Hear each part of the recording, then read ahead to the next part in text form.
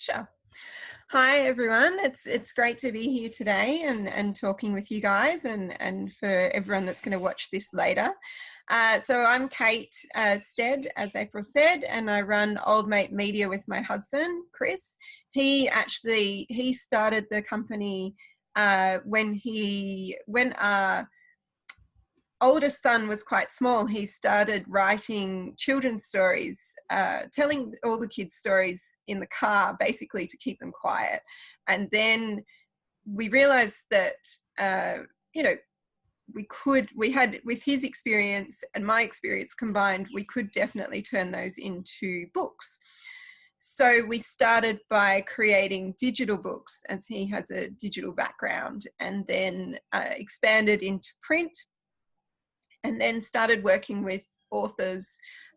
Basically, as we were networking and meeting people, people would ask us for help and say, oh, we can see what you're doing with your books. Can you help us with ours? And we went, oh, well, sure, we can do that as well. So the company kind of expanded. And then once we started working with authors, we realized just how much we both enjoyed it. We're both quite natural educators. We're always both learning and developing ourselves, and we really like to work with others to do that. So now we work with a lot of authors, helping where they need it, from editing to getting illustrations to formatting to converting books and setting their books up on Amazon. And we do coach them as they go through the process. So. I've come from a corporate background, but I much prefer working with indie authors rather than working with large corporations. It's much more rewarding. So that's a bit about me. Today, should I just kick straight into it, April? Sure. Yeah. If anybody on the line has questions as we move through the presentation, do you want them to just take themselves off of mute and ask their questions as we move forward? Yeah, definitely. With a small group, you guys have a great opportunity, so just shout out and we can cover questions as we go. That's definitely the best way to do it. So, so today I'm going to talk to you about book marketing, about the basics of bookmarking. So, authors can often feel quite overwhelmed with book marketing because there's so many options, there's so many things. And so if we have a look at this picture, I think this sums up how authors can feel. Like, these are just the immediate things that I could think of in terms of ways that you can market your book. So any one of these things can work for you, but they may not work for you depending on your book and how you implement them. And I think as independent authors, we often feel like the person in the middle. We have so many options and there are so many different things that you can do that it feels overwhelming, and you end up stuck and not really progressing on anything because should I be doing Facebook ads? Oh, I'm not sure. Should I be doing BookBub ads? Oh, maybe I should just go and do some Instagram or work with some influencers. And so you end up doing a little bit on lots of little things, and you perhaps don't really get anywhere. If that resonates, I think that resonates with quite a few people. Sorry, my screen's just having a tanty. So what I want to go through today is just the way that I approach marketing and the way that I encourage our authors to approach marketing. And it's really about simplifying things and working out a way, so coming up with a plan that will actually work for you, and some goals, and basically making everything much simpler and easier for you to work on. If we can go forward, April one, back one. There we go. Right. So the first thing that is really important when you're looking at your book marketing is to come back to your why. And this sounds really, and you know, some of this stuff is going to sound really basic, but I promise if you actually go through it, it will make sense. So most authors have a burning desire when they first write their book to create their book. There is a reason why you've created your book, and a message or a story or something that you want to get out into the world. And that's why you've thrown yourself into this publishing landscape. So to give you an example of that, I have a cookbook.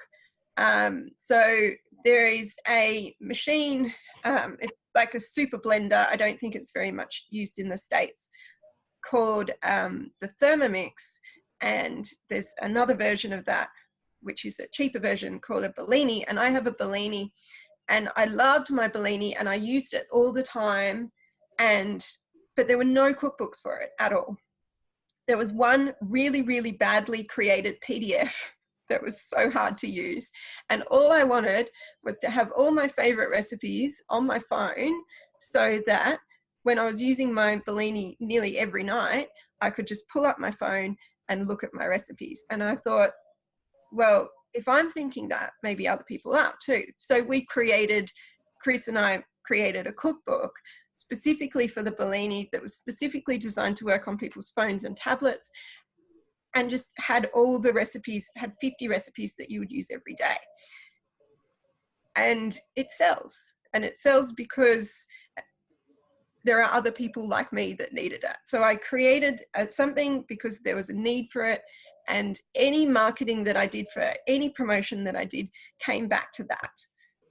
Why did the core reasons why I created the book, and then all the promotion, any keywords, any advertising, any reaching out to influencers, everything that I did was centered around, you know, this is an easy to use cookbook that's created for this machine, and it's sitting there on your phone. So it's easy, you know, it's right there when you need it. So when you come back to the why, for why you've written your book, you will find your unique selling point, and you can use that to market your book. So that's the starting point. Does that make sense to everyone? Yes. Great. Okay. Next one. Okay. So once you know why, once you've got, this is, you know, why my book exists. The next one is, who is my reader? And I remember very clearly working with a mentor of mine, and she said, well, who are your books for? And I said, well, they're for parents to buy for their kids. And she said, and I'm like, that's like, every parent will want our book. It's the best book in the world. Everyone is going to, it's for everyone. And she did laugh at me, and this is why we work with mentors, because it's not the book for everyone. And when we get negative reviews that don't get the point of our books, I think it highlights for us that our books aren't for everyone. So it's important to think about who is the person that is best suited for your book. Mm-hmm. And for your series of books, or for all of your books. And you may have a few different people that you do. Now, the best way to do this is to actually create a person and think about them, think about their likes and dislikes and the things that they want to do, because then you can find them. So if we go to the next slide, I'm going to talk you through my person. Now, this is a picture of me. When I actually think about our ideal reader, I think about a friend of mine, but I didn't really want to put her photo on a video that was going to end up all over the world. So this is Jennifer. Jennifer is in her late 30s, maybe early 40s. She's educated and she's financially comfortable. There's enough disposable income in her family for her to be able to spend on books and toys and a little bit of travel for the kids. She has multiple children. She's traveled and she's open to new ideas and places in the world. Family time is important to her. her kids are high energy. They have lots of energy. So the family spends a lot of time outdoors. There's lots of sports, parks, and playtimes. She believes in teaching the kids to learn for themselves. There is more tending to scrape knees than stopping them from riding in case they get hurt. She's aware her childhood was more free range than her kids, so she strives to instill in them a sense of adventure and freedom. She believes in teaching the kids ethics and morals, but wants them to develop their own understanding. So she looks for books and stories that encourage this rather than laying them out blatantly in the story. She has a great sense of humor, and laughter and silliness is always present in her family. She likes stories that allow the whole family to laugh together. Jennifer grew up reading tales of adventure, laughter, and mayhem, and brings this to her book hunting. She's always keen for a bargain, but does feel the drive to shop small and buy independent, so is open to books by authors she doesn't know about. So that is Jennifer. So Jennifer is our customer avatar for our children's books. So how do you come up with an avatar like that? I would love to be able to recite that kind of thing for my customers, but I'm not quite sure how to go about getting all of that information. Sure. So look, it's about thinking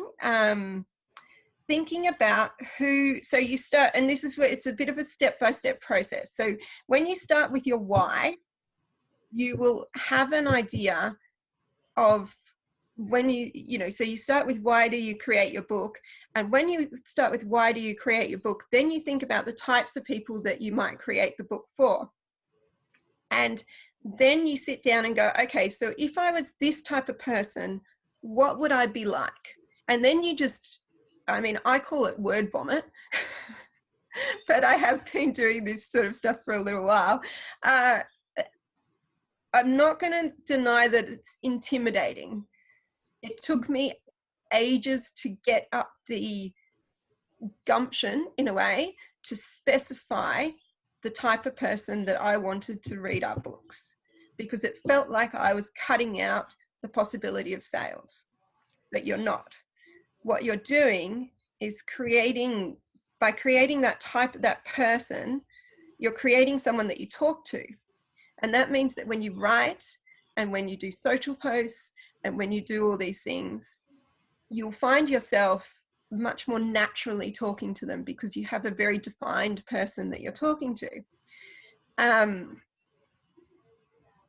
Often with businesses, like Jennifer greatly does resemble myself and our family. And often I find that you create books for you and for those people that are close to you. So that makes it a bit easier. Don't hesitate to base it on someone you know that you think will enjoy your books. It can also help to think about the people that won't enjoy your books. So we had a couple of negative reviews from people who said that our books were irresponsible because they encouraged kids to run away and to go to leave where their parents were and go and have these adventures. And we're like, okay, so our books are for people that want that sense of adventure and that perhaps understand that it's all in your imagination. Mm-hmm. So that was something that the negative reviews that we had clarified the people that we should be targeting for our books. In terms of if you just do a Google search for create a customer avatar, there's a number of worksheets online. HubSpot has a really good one. And so that it's HUBSPOT. And that, I think you probably have to sign up to their email list to get it, but that is a good one to work through. And I guess the important thing to remember is there's no right or wrong. So you could start with something quite simple and then you can expand it as you go on. So okay. Thinking about your ideal reader is definitely going to help in terms of creating your marketing plan. So would you recommend that we all do that, go and create our avatar and go through that process early on? Okay. Yes, definitely. So once you have your ideal reader, Now, one of the things that I didn't put in mine, which I should have, is where is Jennifer going to shop? So, and this will depend, this will come down a bit to where you want to, you might create where Jennifer's going to shop. So most of us are working on Amazon, so we can focus on Amazon. But yeah, so if you're looking, but once you've created your ideal, so let's say that your ideal reader is a big shopper at local markets, but you've never looked at doing any local markets, then you might have to go, oh, hang on. So the next thing is, can they find me? So once you have your ideal reader, you'll have an idea of where they're going to be, and then you want to make sure you are in those spaces. At a minimum, I think that all authors should have, once your book is on Amazon, you should have an Amazon author page, which has a photo of you and a bio. And if you have a website, you can set it up to automatically put your blog posts from your website on there. So everyone should be able to find you on Amazon. You should have a Goodreads profile. You don't have to be active on there, but you should replicate your Amazon information on Goodreads. You should have a website. And the website doesn't need to be a complicated website. In fact, there are a number of free author website pages that are available through different people. I'm pretty sure Draft to Digital offers one, but there are quite a few. So you can use a free service as a starting point. But you want people to be able to, in the world that we're in, you become more legitimate when you have these things. And then I would suggest picking, would I say a social media channel? I would say pick a social media channel. You can just pick one.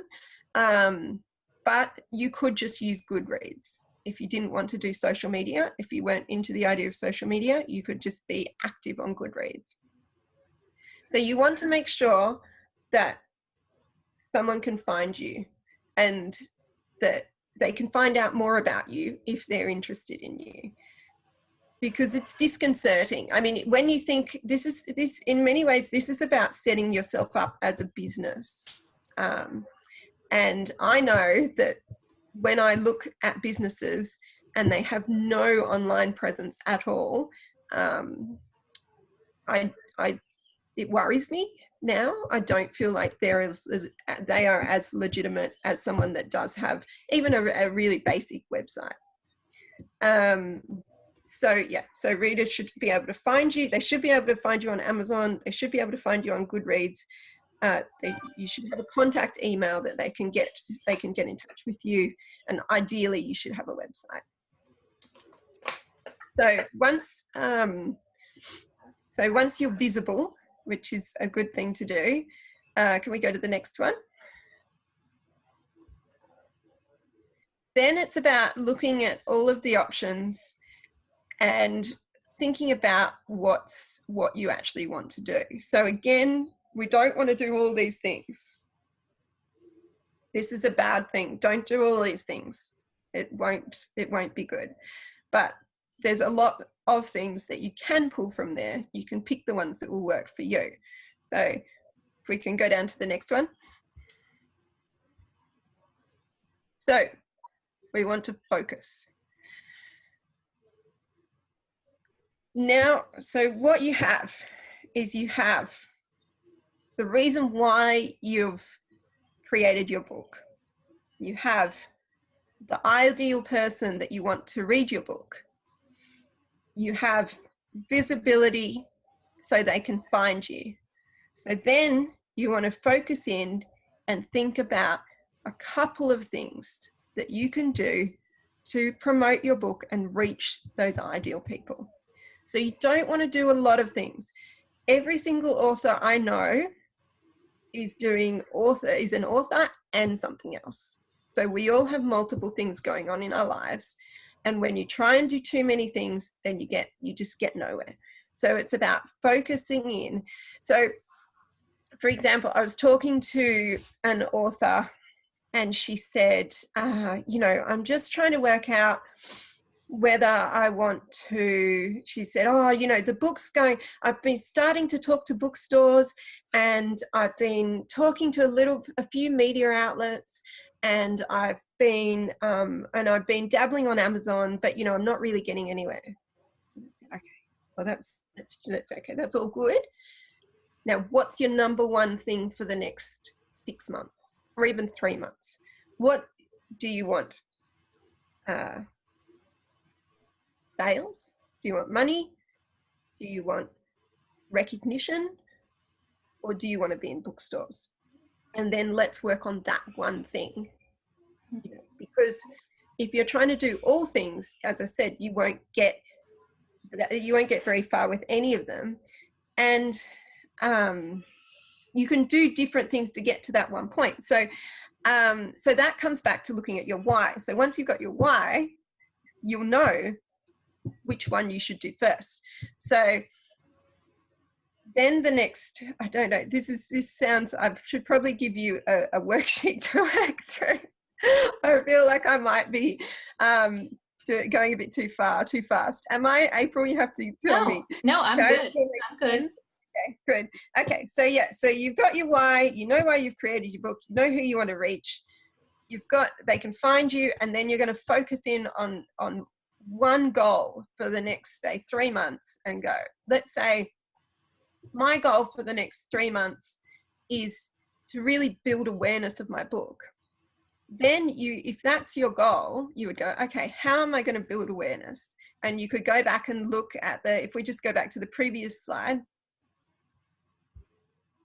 and we could go, okay, so if I'm going to build awareness, then I really want to get some press going. So I am going to create a media kit about my book, and then I am going to reach out to people who reach out to bloggers, and then maybe even try and do a blog tour, and I'm going to see if there's any local events that I can do, and I'm going to reach out to the local paper.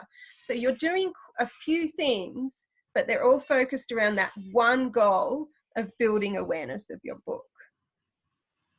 So everything ties in, and you know, it's about setting up, then taking those things and then making a plan.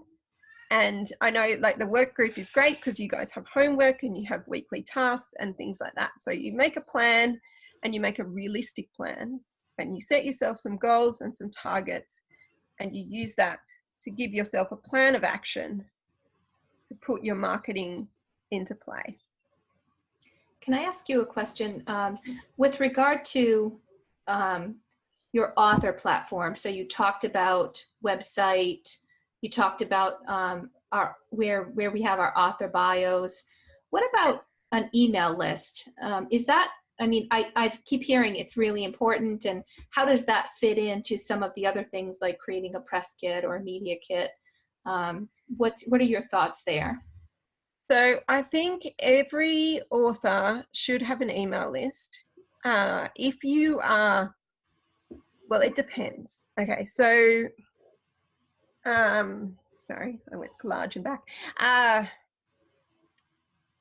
It comes back to your goals. So let's say for us, we are releasing, we have a stack of children's books that we want to release, and we have a long-term plan to build up a significant amount of sales from those children's books.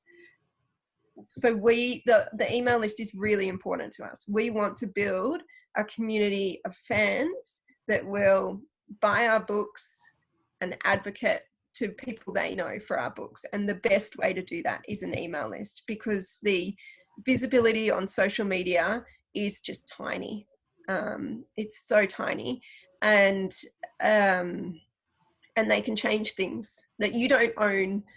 You're only a guest on your own social media outlet. And at any point they can change the ball game for you, like Instagram just did. So I don't think they've rolled it out in the States yet, but in Australia they've removed likes. So the influencers in Australia are suddenly freaking out completely because when you look at an Instagram post, it doesn't tell you how many people like the post. So their whole currency is gone. Mm-hmm. But yeah, so your visibility and your conversion on social media is really small. So social media is not the way. But the goal of social media is to get people off social media, essentially, because your goal is to get them, like you can communicate with people and it's great for that, but your goal with social media is to get them off there to buy your books, basically. So yeah, so an email list, if you have a long-term plan to sell a great number of books and build an income, then an email list is important. But if your goal is to have your book in all the bookstores, for example, and be sold through bookstores, then maybe an email list isn't as important. Your goal there is to build up awareness to the point where people are asking for your book, and you can distributors want to carry your book and you can get into bookstores. If you want to run if you want your book business to be centered around school visits, and your goal is to build a big school visit business that sells your books, then potentially you may end up with a small email list of schools that use you, but it's not as important for you to have an email list. So I think with everything like that, it comes back to setting your goals and then fitting your activities under there. And that's why I talk about a marketing strategy, because it's really easy to do a bunch of activities, but if they don't tie into your greater plan, then they're not really going to get you anywhere. Right. Well, they'll get you somewhere, but it might not be where you want to get to. Sorry, that was really bad English. That's fine. So, yeah, does that make sense? Yes, yeah, thank you. Yeah, so yeah, yes, important depending on what you want to achieve. Yeah, and I think one thing to say is that it's okay. I know when we look at people that are doing really well as authors, and they are doing really well by doing A, B, C, D. It's easy to go, oh, I should be doing that. I should be doing that. But that might not be right for you. So it's looking at what's going to get to your goal, what's going to reach your ideal reader, and also what's going to work for your life. You know, it's no point for us doing a lot of school visits isn't something that we can do right now. So it's not on our radar at all. Whereas doing Amazon advertising is something we can do, and so that's something that we use. So, you know, so it's also about what's going to work for you, but then that comes back to your goals. So start with goals and work down. Yeah. So that's pretty much my quick sort of back to basics marketing approach. I think the why and your ideal reader avatar are going to be the things that will help everyone in terms of, you know, stepping up their book marketing. So, does anyone have any questions that I can help with? Do you have any tools, templates, or things that you can share with us as we start on trying to build things like our email list or our media kit, for example? Anything that you would recommend? I don't. We have talked about creating a media kit template for authors. It's not one that we've done as yet. But I can certainly once we do that. And I know Chris.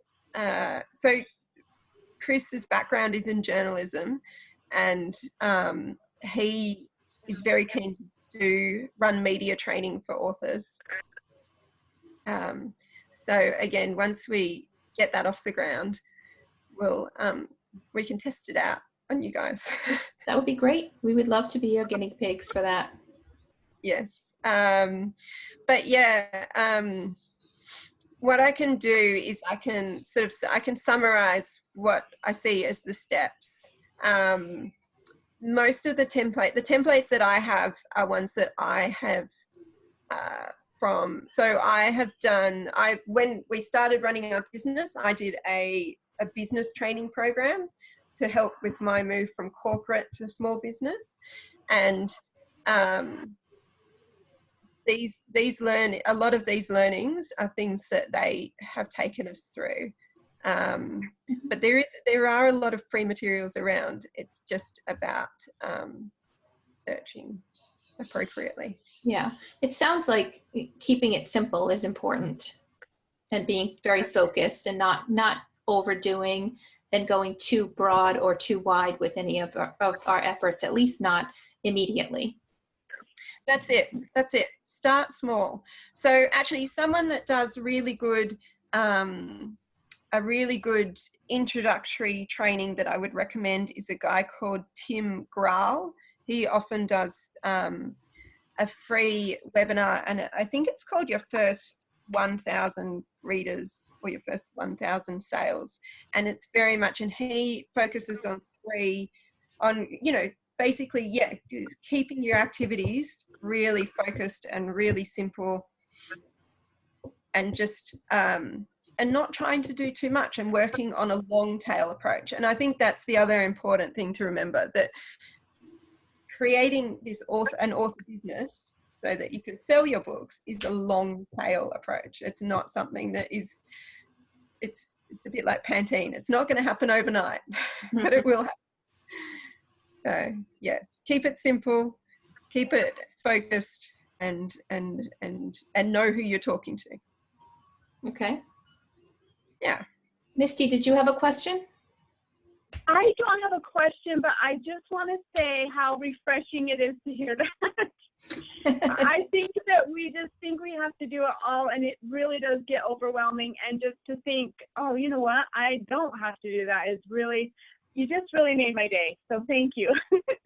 Oh, awesome. Yeah, and look, and that's it. I've been there. And my husband is the king of the good idea, and he's often saying to me, oh, we should do this. And I'm like, no, I'll put it on the list of ideas. So put it every time when you come up with an idea, put it on the list of ideas, and then go, okay, but is that going to fit in? Just keep coming back to your goals. Is that going to fit in with my goal? Is that going to get me where I need to go? Is it going to reach that reader? If it's not, put it on the list. Yeah, don't do it all. It's a bad idea.